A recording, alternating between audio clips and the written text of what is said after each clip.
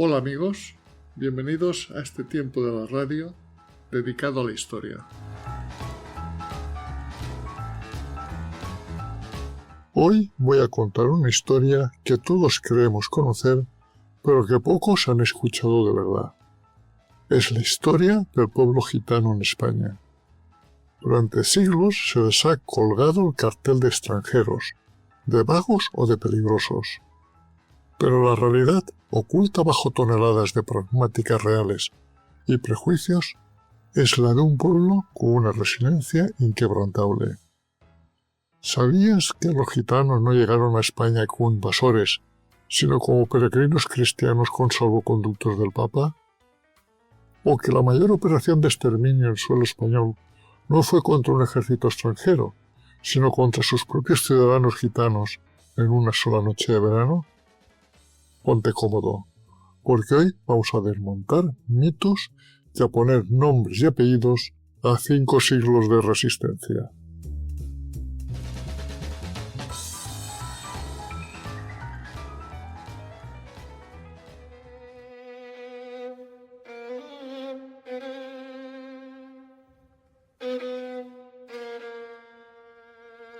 Nuestra historia no empieza en las cuevas del Sacromonte, ni en los barrios de Sevilla. Empieza a miles de kilómetros, en las llanuras del Punjab y el Rajasthan, en el noroeste de la India. Durante mucho tiempo se creyó que los gitanos eran egipcios, de ahí la palabra egipciano que derivó en gitano, pero la ciencia moderna, a través de la genética y la lingüística, ha desmentido este mito. El sánscrito es la madre de su lengua, el romaní. Pero, ¿por qué abandonaron un lugar tan lejano? Aquí entramos en una de las teorías más apasionantes que han surgido en los últimos años: su origen militar. No eran simples tribus nómadas en busca de pastos. Las investigaciones sugieren que fueron unidades militares, guerreros de las tropas de la dinastía Ghaznavi en el siglo XI. Estos hombres y sus familias habrían sido desplazados por las invasiones islámicas, sirviendo más tarde como mercenarios en el Imperio Bizantino. Es fundamental que entendamos esto. El pueblo gitano no salió de la India como una identidad gitana ya formada. Esta identidad es hija de su éxodo, en donde encontramos 3 etapas que conforman la misma. El Teljaripé, el inicio, la salida de la tierra madre. El Nakhitipé, la gran marcha, siglos de avance por Persia y Armenia, donde su lengua se fue reformando con muchas palabras nuevas. El Aresipé, su llegada e instalación en Europa, en los Balcanes, antes de saltar al resto del continente. Y para los que después marcharon a la península ibérica, hay una 4ª etapa, es Bujaripé, de la que hablaremos más adelante.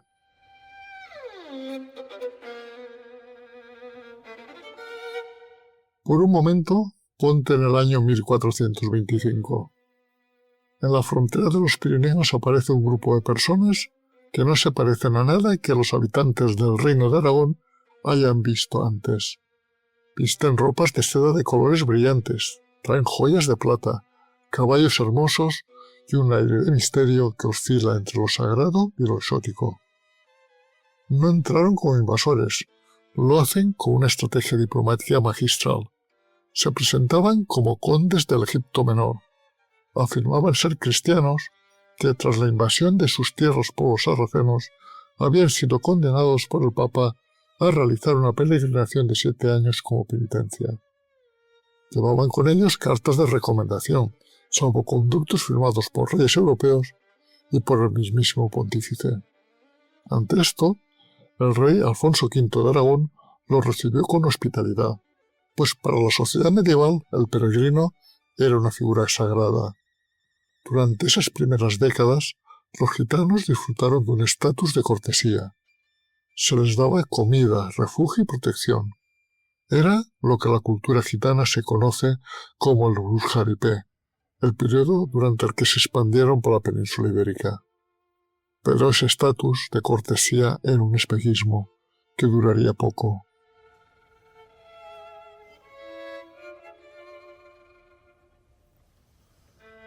¿Qué salió mal durante el Bujaripé para acabar con este periodo idílico?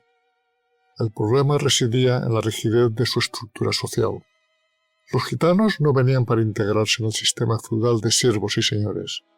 Ellos traían su propia ley, el Romanipem, un código de conducta interno basado en la solidaridad grupal y el respeto a los ancianos. A medida que los años pasaban y los grupos no se marchaban, sino que se multiplicaban y seguían moviéndose libremente por los reinos, la desconfianza empezó a germinar. La Iglesia empezó a mirar con recelo sus prácticas de liberación, la buena ventura, y su libertad de movimiento. El Estado, que empezaba a centralizarse bajo la figura de los reyes católicos, no podía tolerar a un grupo de personas que no pagaba impuestos fijos, que no tenía un domicilio conocido y que hablaba una lengua que nadie más entendía, el romaní.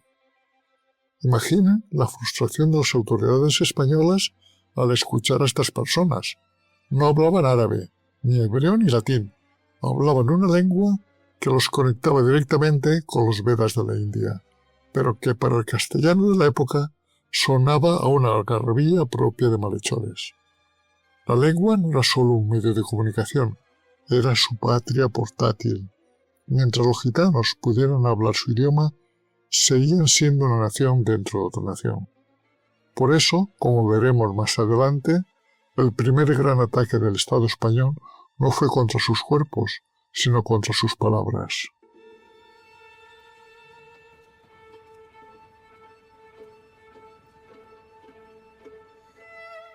Para finales del siglo XV, la España de la convivencia o de la coexistencia entre cristianos, judíos y musulmanes estaba muriendo para dar paso a la España de la unidad de destino.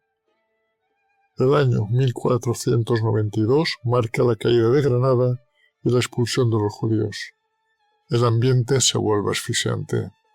Los gitanos, que habían entrado bajo palio y con salvoconductos reales, se despiertan de pronto en un país que ha decidido que lo diferente es una amenaza para la seguridad nacional. El peregrino se convierte de la noche a la mañana en un vagabundo. El gitano pasa a ser, en los documentos oficiales, un malhechor. Estamos a las puertas de 1499, la primera gran pragmática está a punto de firmarse en Medina del Campo, y con ella comenzarán 300 años de leyes diseñadas para borrar al pueblo gitano de la faz de la tierra.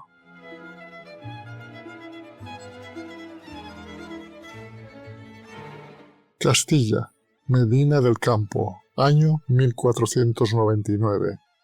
Los reyes católicos firman una ley que cambiará el destino del pueblo gitano, que por ese tiempo ya son miles de personas. No es una ley de expulsión como la de los judíos, sino una ley de domesticación. El mensaje era simple: dejad de ser quienes sois o marchaos. Se les da un plazo de 60 días para encontrar un oficio conocido o un señor al que servir. Para una cultura basada en la autonomía y el trabajo por cuenta propia, como el trato del ganado o la metalurgia itinerante, esta era una sentencia de muerte social. Si no cumplían, el castigo era brutal: 100 azotes y el destierro. A la segunda vez se les cortaban las orejas. A la tercera pasaban a ser esclavos del que los capturara.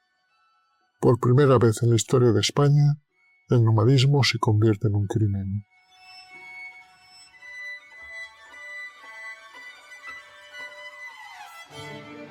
Aquí aparece un dato fascinante que suele olvidarse. La ley no solo persigue a los gitanos de sangre. En la España del siglo XVI, arrasada por las crisis y las guerras, muchos campesinos y vagabundos payos decidieron unirse a los grupos gitanos. ¿Por qué? Porque los gitanos tenían redes de solidaridad, conocían los caminos y sabían sobrevivir al margen del sistema. Las autoridades, alarmadas, crearon la figura del gitano por imitación. Se decía que estos payos se teñían la cara y aprendían la lengua para delinquir. Esto nos dice algo fundamental. Lo gitano empezó a ser usado por el Estado como un cajón desastre donde meter a toda la marginalidad social. Ser gitano ya no era solo un origen, era una etiqueta criminal.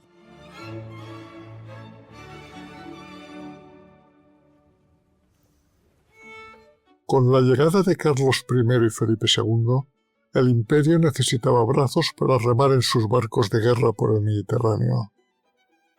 Las cárceles estaban llenas, así que en 1539 se establece que cualquier gitano vago, es decir, que no tuviera un amo noble o un oficio fijo, fuera enviado a las galeras. Imaginad la vida de un gitano en una galera. Allí, la oscuridad de la bodega, el único sonido que competía con el crujir de las maderas, era el grito del capataz del remo y el restallar de su látigo sobre las espaldas desnudas de los calés. Se les enviaba por periodos de 6 años, pero la mayoría nunca regresaba. Fue una forma de exterminio encubierto. El Estado utilizaba su fuerza física hasta agotarlos, separándolos de sus familias para evitar que tuvieran hijos. El remo del rey se convirtió en el mayor temor de los calés.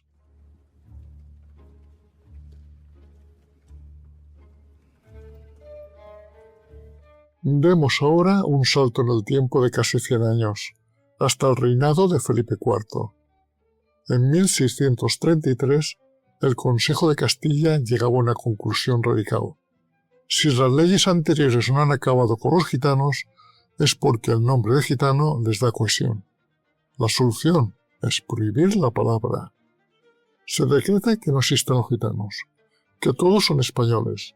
Parece un gesto de igualdad, pero es una trampa de asimilación forzosa. Se les prohíbe vivir en grupos de más de 3 familias juntas, hablar su lengua, el romaní, incluso en la intimidad, usar sus trajes tradicionales, celebrar bodas según sus ritos. Si alguien usaba la palabra gitano para referirse a ellos, se consideraba una injuria. Querían que el pueblo gitano fuera invisible, que se disolviera en la masa de la pobreza castellana. Fue un intento de borrado de identidad sin precedentes.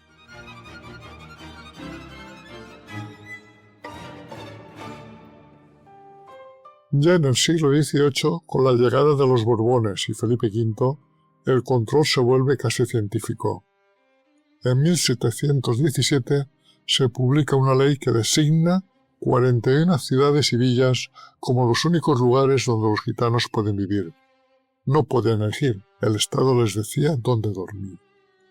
Además, impuso la regla del 1%. No podía haber más de una familia gitana por cada 100 habitantes payos. El objetivo era que no pudieran hablar su lengua, que no pudieran mantener sus redes de apoyo y que acabaran mezclándose por la fuerza. Se les prohibió trabajar en cualquier cosa que no fuera la agricultura, trabajando la tierra de otros, cerrándoles el acceso a los gremios y al comercio.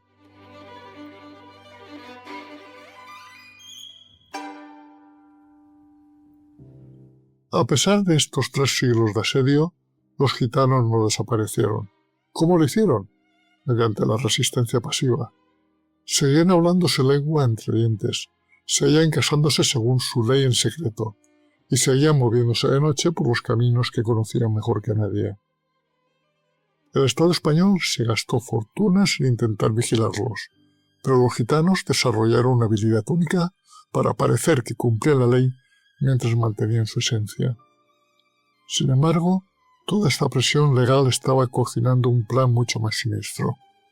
Las autoridades estaban cansadas de que las leyes fallaran, y el marqués de la Ensenada estaba a punto de proponer una solución definitiva al problema gitano.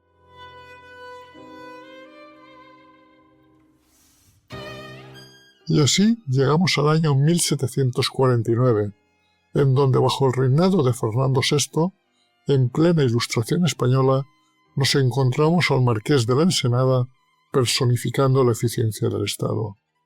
Para él, los gitanos eran un desorden que la razón debía eliminar. No se trataba de odio personal, sino de algo mucho más frío, ingeniería social. Ensenada convenció al rey y al confesor real, el padre Rábago, de que las únicas formas de solucionar el problema gitano era la extinción total del grupo.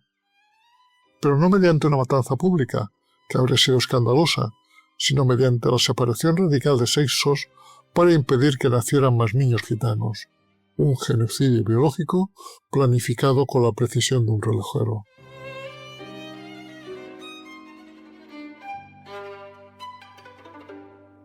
La operación fue un hito de logística militar.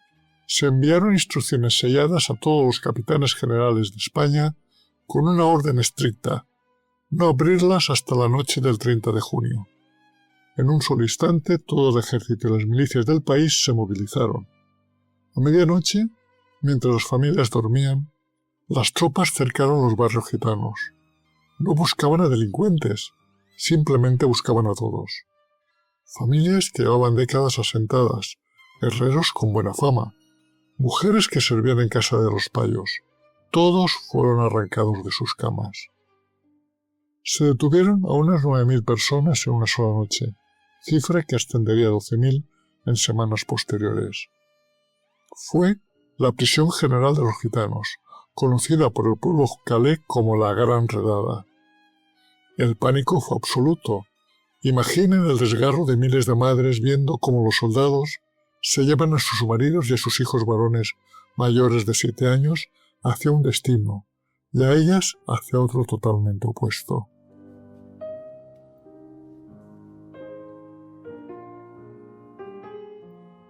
Los destinos de los hombres fueron los arsenales de la Marina, en Cartagena, Cádiz y Ferrol. Allí fueron convertidos en esclavos del Estado para construir los barcos que España necesitaba para sus guerras imperiales. Trabajaban encadenados, con raciones de hambre y en condiciones de insalubridad que diezmaron a la población. Las mujeres y los niños menores de 7 años fueron haciendados en casas de misericordia y depósitos improvisados, como la Alcazaba de Málaga o el Castillo de Figueras. En Sevilla, cientos de mujeres fueron encerradas en la Real Fábrica de Tabacos. No eran prisiones preparadas, eran almacenes humanos donde las enfermedades y la desesperación se cobraron cientos de vidas.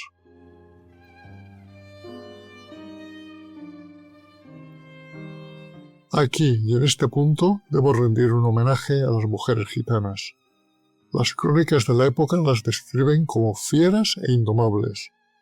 En los depósitos de mujeres se organizaban motines constantemente, rompían los turnos de trabajo, se negaban a comer, gritaban durante toda la noche y agredían a los guardias. Eran tan difíciles de manejar que las autoridades empezaron a desesperarse. Muchas gitanas fueron trasladadas de una prisión a otra, calificadas como incorregibles. Su resistencia fue tal que el sistema logístico del Estado borbónico empezó a agrietarse. No tenían dinero para alimentar a tantos miles de prisioneros y el desorden en los arsenales y cárceles era total.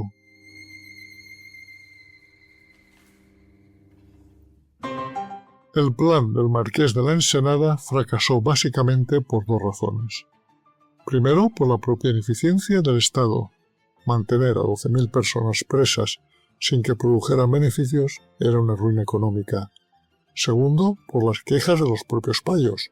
Muchos vecinos y autoridades locales escribieron al rey defendiendo a sus gitanos, hombres honrados y trabajadores que habían sido arrestados injustamente.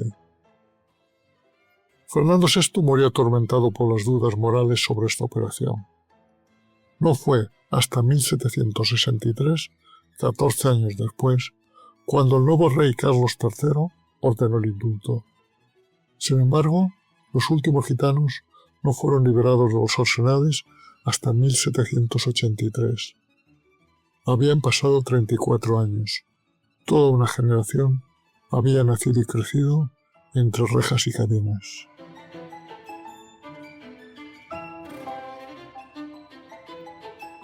La Gran Redada de 1749 dejó una marca indeleble en la memoria colectiva del pueblo gitano.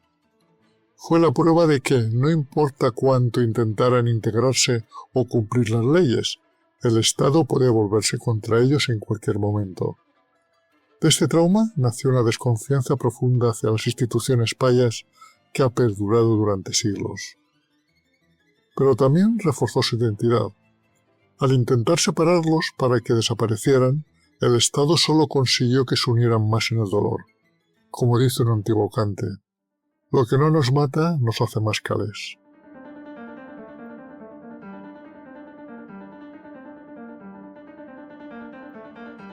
Como hemos visto, el Estado español estaba obsesionado con que los gitanos hablaran castellano. Pero, ¿qué pasó realmente con su lengua? En el romaní original, esa lengua con raíces en el sánscrito sufrió un proceso de clandestinidad lingüística. Debido a la prohibición absoluta de hablarlo bajo pena de azotes y mutilación, los gitanos españoles desarrollaron el caló. No es una lengua muerta, es una lengua de resistencia. El caló es un fenómeno fascinante. Conservaron el léxico, las palabras sagradas de sus antepasados, como lacho para bueno, aquel para Dios, o mandi para yo, pero los encajaron en la estructura gramatical del castellano. Para el mundo exterior, el caló era visto como una jerigonza de delincuentes, una lengua para tramar robos. Pero para ellos era su único territorio seguro. Era la forma de decirse quiénes eran delante de los guardias sin que éstos entendieran nada. Y lo más increíble, esa lengua perseguida acabó conquistando el castellano.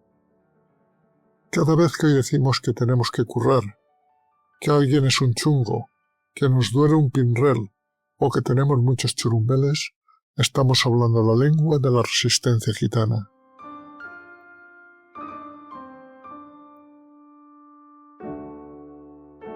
En los siglos XVI y XVII, el aspecto de un gitano o de una gitana era un desafío visual al orden establecido. Mientras la España de la época se vestía de negro, riguroso y sobriedad, las mujeres gitanas usaban tocas rayadas, mantos de colores y argollas. El Estado vio en el traje un símbolo de extranjería. En 1592 se les prohibió expresamente vestir a su modo. Se buscaba la homogeneización con el resto de la sociedad. Querían que la mujer gitana pareciera una campesina castellana más para que fuera invisible. Pero la estética gitana no era un capricho, era una marca de linaje. A pesar de las prohibiciones, mantuvieron elementos distintivos. Los hombres, por ejemplo, conservaron durante siglos el uso de la vara y las barbas largas como símbolo de autoridad y respeto. El traje no era solo ropa, era una declaración de principios. Podéis controlar mis movimientos, pero no podéis decir cómo me presento ante el mundo.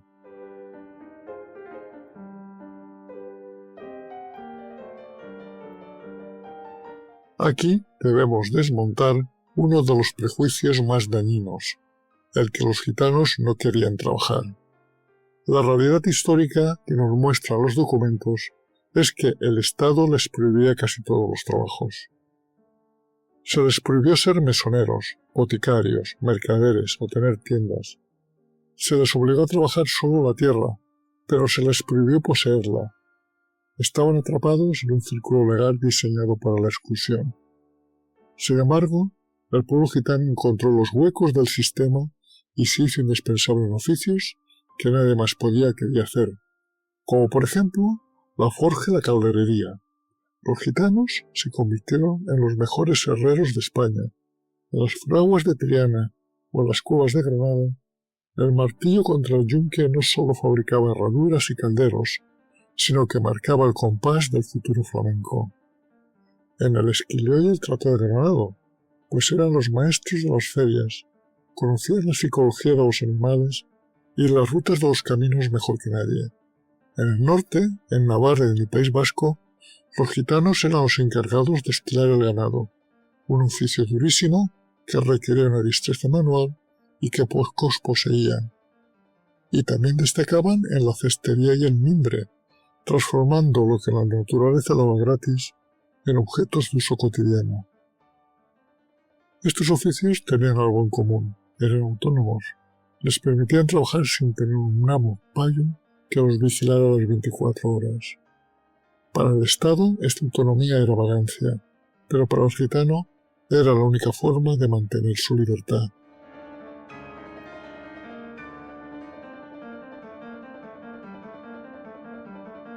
Durante mucho tiempo existió una tensión constante entre el odio legal y la necesidad social.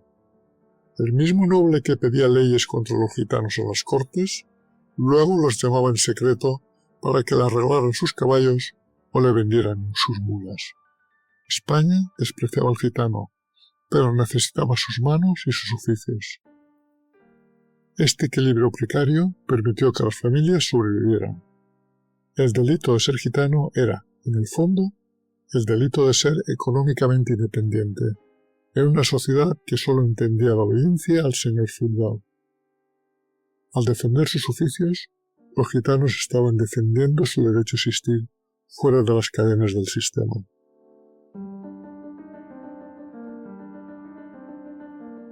Para entender la identidad gitana en España, debemos retroceder un momento en el tiempo y mirar a quienes tenían como vecinos de desdicha a principios del siglo XVI. Tras la rebelión de las Alpujarras, los moriscos, musulmanes convertidos a la fuerza a la religión católica, vivían bajo una vigilancia asfixiante. En las cuevas de Granada y los arrabales de las ciudades andaluzas ocurrió una fusión clandestina. Muchos moriscos, para escapar de la expulsión definitiva de 1609, se ocultaron dentro de las comunidades gitanas. Compartían una condición común. Eran ciudadanos de segunda clase, vigilados por su fe o por su origen. Esta alianza cambió la historia de la cultura española. Los moriscos aportaron sus melodías melismáticas, sus ritmos norteafricanos y su conocimiento de la tierra. Los gitanos aportaron su estructura social resistente y su capacidad para moverse por los márgenes. No es casualidad que el flamenco tenga esa carga de quejí y dolor. Es el lamento compartido de dos pueblos que se abrazaron en la exclusión.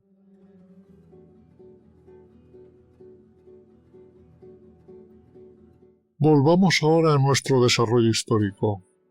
En 1783, Carlos III promulgaba una pragmática que parece a simple vista un avance humanista.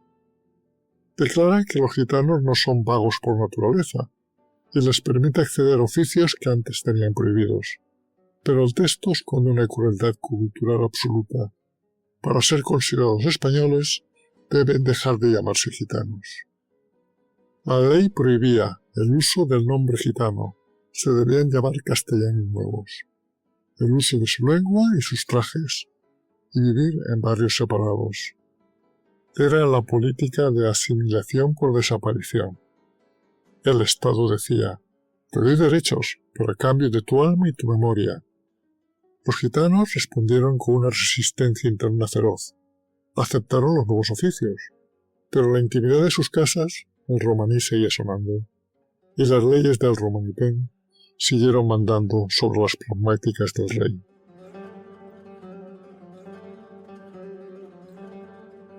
En el siglo XIX, con la llegada de los viajeros románticos europeos como Prosper Mérimée, que escribió su famosa novela Carmen, o Richard Ford, que redactó un manual de viajes por España, la imagen del gitano dio un vuelco espectacular. Europa, aburrida de la industrialización, buscaba lo auténtico, lo salvaje y lo libre, y lo encontró en los gitanos de España. De repente, el gitano, perseguido durante siglos por vago y maleante, se convirtió en un modelo de libertad. Los pintores los retrataban, los escritores los idealizaban, y la propia burguesía española empezó a imitar sus modas.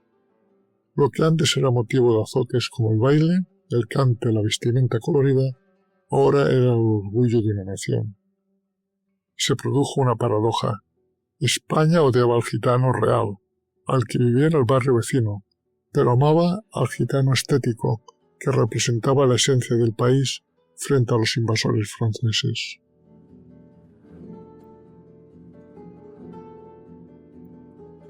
Mientras en el sur de España se fraguaba este romanticismo, en el norte la realidad era mucho más gris. Las provincias vascas y el reino de Navarra, amparados por sus leyes forales, mantuvieron una vigilancia obsesiva sobre los gitanos.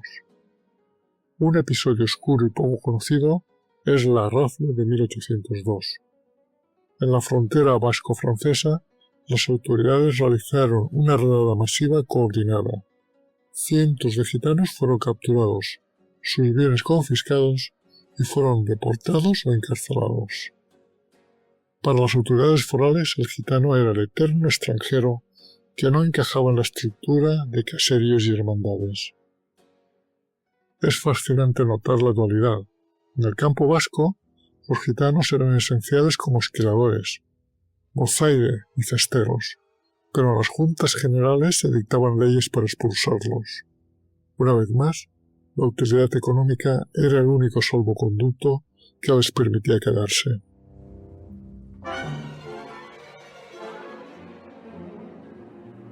La llegada del liberalismo y la Constitución de Cádiz de 1812 trajo la promesa de la igualdad. Sobre el papel ya no había gitanos, solo españoles de ambos hemisferios, pero el estigma estaba demasiado arraigado. A mediados del siglo XIX se promulgaron las leyes de vagos y maleantes. Aunque no mencionaban la palabra gitano, estaban redactadas pensando en ellos.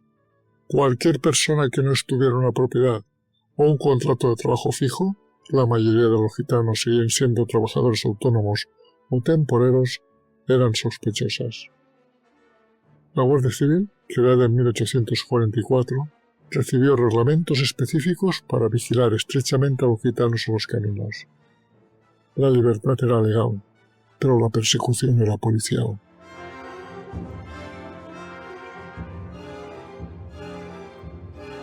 Al finalizar el siglo XIX, el pueblo gitano en España vivía una esquizofrenia social. Por un lado, eran los protagonistas de las óperas, los cuadros y la identidad turística de una España que empezaba a mirar al exterior.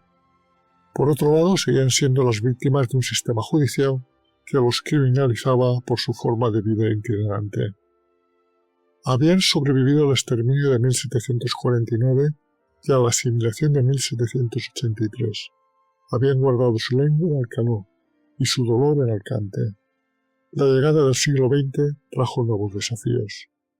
La industrialización que acabaría con sus oficios tradicionales y una guerra fratricida que pondría a prueba una vez más su capacidad de supervivencia.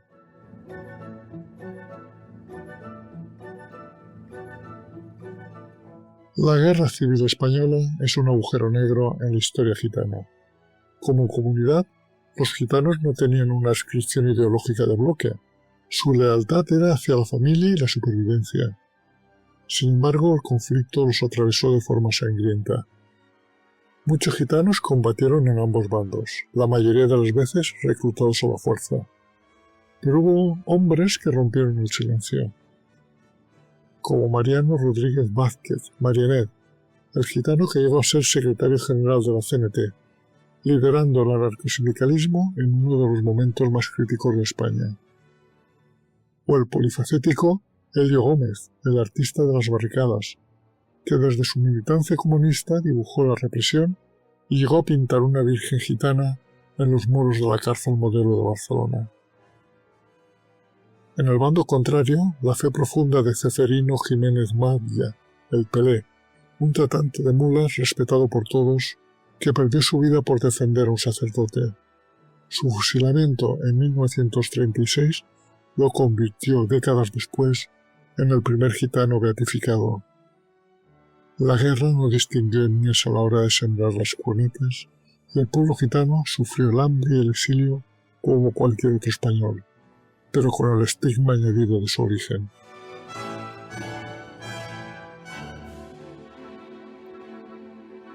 Tras la guerra, el régimen de Franco impuso un orden de hierro y sotana. Para el gitano, esto significó vivir bajo la vigilancia constante de la pareja de la Guardia Civil. El reglamento del cuerpo contenía artículos específicos vigentes hasta 1978 que ordenaban vigilar a los gitanos con la mayor escrupulosidad, exigiendo sus documentos de identidad y de propiedad de caballerías en cada cruce de caminos. A pesar de que el régimen de Franco utilizaba la estética gitana como flamenco como marca de exportación turística, la realidad de los pueblos era de una exclusión asfixiante. El acoso constante de la Guardia Civil terminó por asfixiar el nomadismo. Al final, muchas familias no tuvieron más remedio que abandonar las carretas y asentarse en barrios fijos, pues viajar se había convertido en una forma directa de acabar en prisión.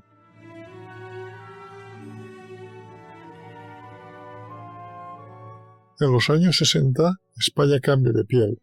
La industrialización empuja a millones de personas del campo a la ciudad y los gitanos no son una excepción.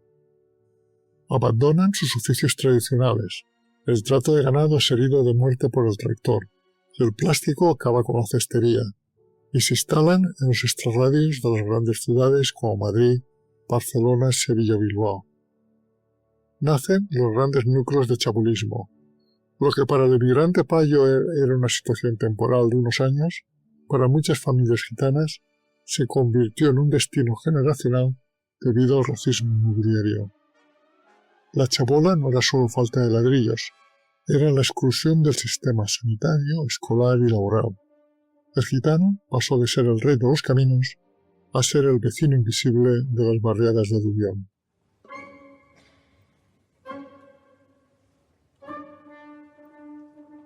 Con la llegada de la democracia, una sombra terrible se cernió sobre los barrios más humildes, la heroína.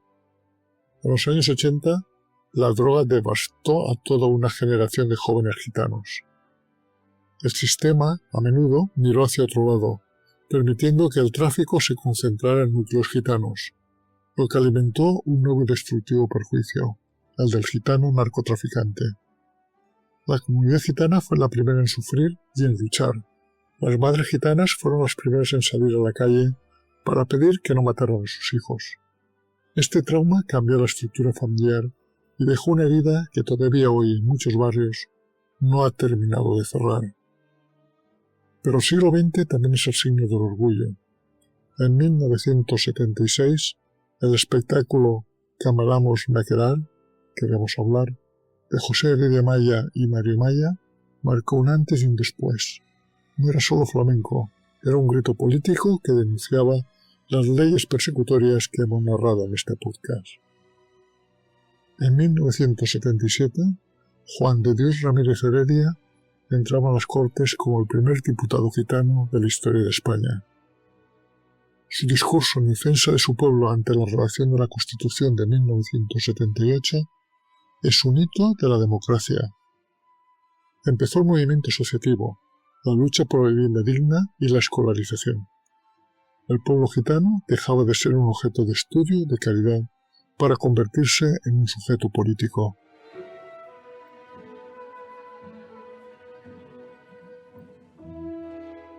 Terminamos el siglo XX con un balance agridulce. Por un lado, la ley ya no persigue al gitano. Por otro, el perjuicio social sigue vivo. La izquierda política a veces ha pecado de un paternalismo que ignora la identidad cultural, y la derecha ha caído a menudo en el punitivismo. Sin embargo, el mensaje final de este podcast debe ser de resistencia. A pesar de las leyes de extinción, de las galeras, de la gran drogada, de las chabolas y de la droga, el pueblo gitano sigue aquí. Ha aportado a España su música, su lengua y una forma de entender la familia y la libertad que hoy son inseparables de lo que significa ser español. Como decían los antiguos calés, el sol sale para todos, pero en la sombra nos conocemos los gitanos.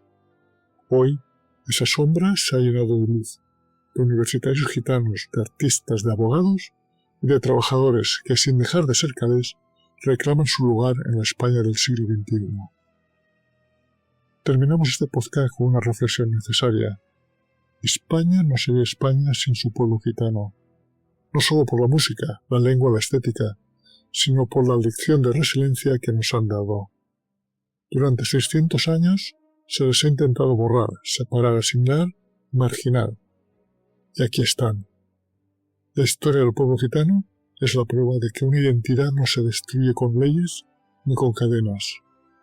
Hoy, en pleno siglo XXI, el desafío no es que los gitanos se adapten a España, sino que España termine de entender que los gitanos son España. Gracias por seguir este viaje a través de los siglos. Que este relato sirva para que la próxima vez que escuchemos la palabra gitano, no pensemos en un perjuicio, sino en un ejemplo extraordinario de supervivencia y libertad.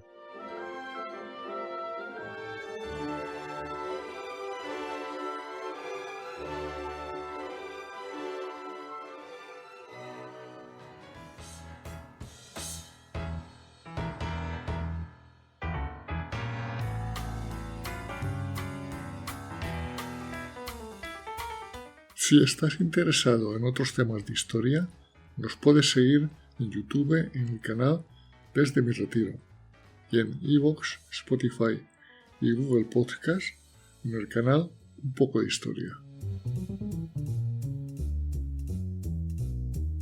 Este proyecto radiofónico, creado desde mi retiro en la España profunda, es una realización, para bien o para mal, de José Luis García, ciudadano del mundo.